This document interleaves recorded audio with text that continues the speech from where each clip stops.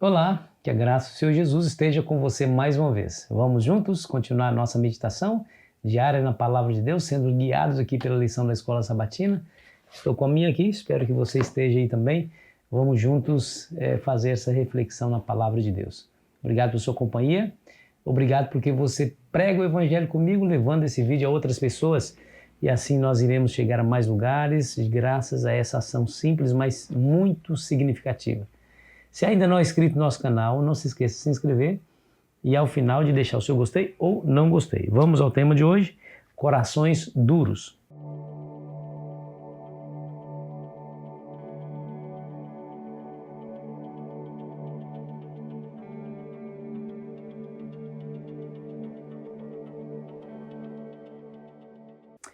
É bem verdade, queridos, que milagres, sinais, coisas extraordinárias, sobrenaturais nos impressionam, mas ela não é a prova última de que aquilo vem de Deus. Porque bem sabemos que Satanás pode reproduzir algumas coisas extraordinárias, bem sabemos disso. O próprio Jesus foi quem disse que os falsos profetas fariam tão grandes sinais que, se possível for, enganaria até os próprios eleitos. Então veja que nós não devemos basear a nossa fé nos sinais, nos sobrenaturais e nas maravilhas, nos milagres. A nossa fé precisa ser baseada num claro assídio do Senhor. Porém, nós precisamos ter um coração espiritual sensível para saber identificar se aquela maravilha, que aquele milagre, aquele sinal vem de Deus ou não. Se vier de Deus, é muito perigoso a gente rejeitar. Foi o que aconteceu com os fariseus. Os fariseus tinham um coração endurecido pela incredulidade, nutria crenças equivocadas acerca de quem era o Messias e por isso, por causa da sua incredulidade, por causa do seu coração duro pelo pecado, não conseguiram enxergar nos sinais que o Senhor Jesus fazia uma manifestação divina entre eles. Você se lembra daquele paralítico no tanque de Betesda, não lembra? Pois Jesus o curou. Ele havia 38 anos ali esperando para ser curado e Jesus imediatamente o curou. Ele era paralítico, ele se levantou com suas próprias pernas, começou a andar, mas ele levava consigo o seu leito e não era permitido, segundo os fariseus, levar nenhum tipo de carga no dia de sábado. Quando ele foi interrogado, por que você está levando o seu leito? E aí ele explicou, Jesus me curou, eu era paralítico, não andava, agora eu estou andando. E ele pediu para que eu levasse o meu leito e fosse para casa. Aí no verso 16, no capítulo 5 de João, nos diz assim, e os judeus perseguiam Jesus porque fazia essas coisas no sábado. Olha que coisa interessante, né? Você se lembra também daquele episódio do cego que estava à beira do caminho? Era um cego nascença. Os discípulos perguntaram para Jesus, quem foi que pecou para que esse nascesse cego? Ele ou seus pais? Olha que pergunta mais tola, né? E Jesus respondeu que nem ele pecou e nem seus pais, mas foi para que se manifestem nele as obras de Deus. Diz a Bíblia que ele cuspiu no chão, fez um lodo, colocou nos olhos do homem e pediu para que ele fosse lá no tanque de Siloé a fim de se lavar. Ele foi, lavou e voltou enxergando. Todos sabiam que aquele homem era cego de nascença. Os fariseus, então, interrogaram o indivíduo, como que você está enxergando agora? Então, ele respondeu, um homem chamado Jesus fez lodo, untou-me os olhos e disse-me, vai ao tanque Siloé e lava-me. Então, fui, lavei-me e estou vendo. Olha que coisa interessante. E eles perguntaram, disseram-lhe, pois, onde está ele? Respondeu, não sei. Mais tarde, ele foi levado pelos fariseus, levaram, pois, os fariseus o que dantes fora cego. E era sábado o dia em que Jesus fez o lodo e lhe abriu os olhos. Então os fariseus, por sua vez, lhe perguntaram como chegar a ver, ao que ele respondeu de novo. Aí ele repete a história. Aí no verso 16, veja o que eles dizem, né? Veja o que é dito ali, verso 16. Por isso, alguns dos fariseus diziam, este homem não é de Deus, porque não guarda o sábado. E diziam os outros, como pode um homem pecador fazer tamanhos sinais? E houve dissensão entre eles. Você percebeu que eles se fecharam ante a grande a grande evidência do poder divino entre eles, quando aquele homem cego de nascença agora estava enxergando. Era um milagre que havia acontecido.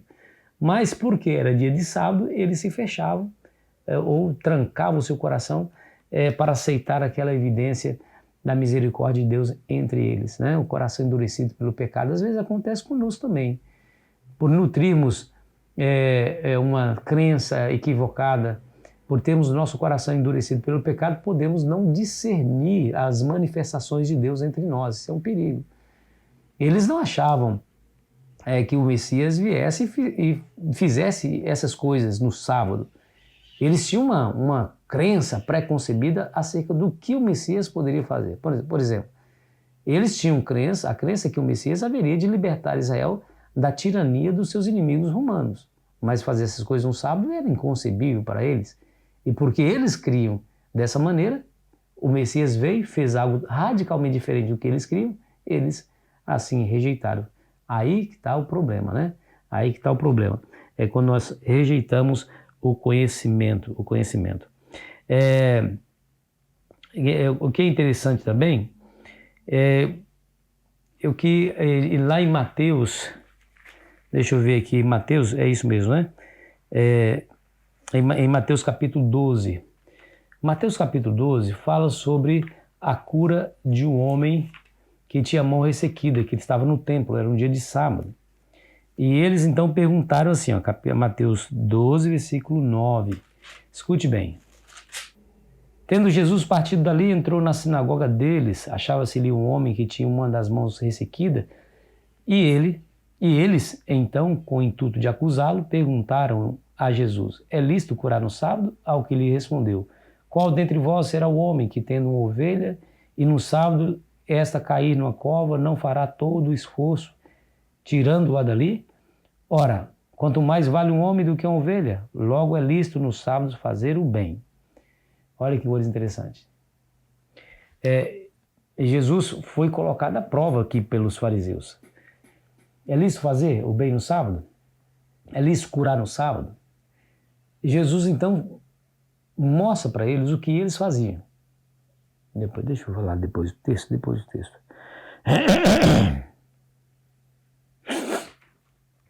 Aqui nós vemos Aqui nós vemos a hipocrisia dos fariseus. Porque os fariseus, eles estavam ali à espreita, tentando pegar Jesus em contradição, em algum deslize, a fim de acusá-lo.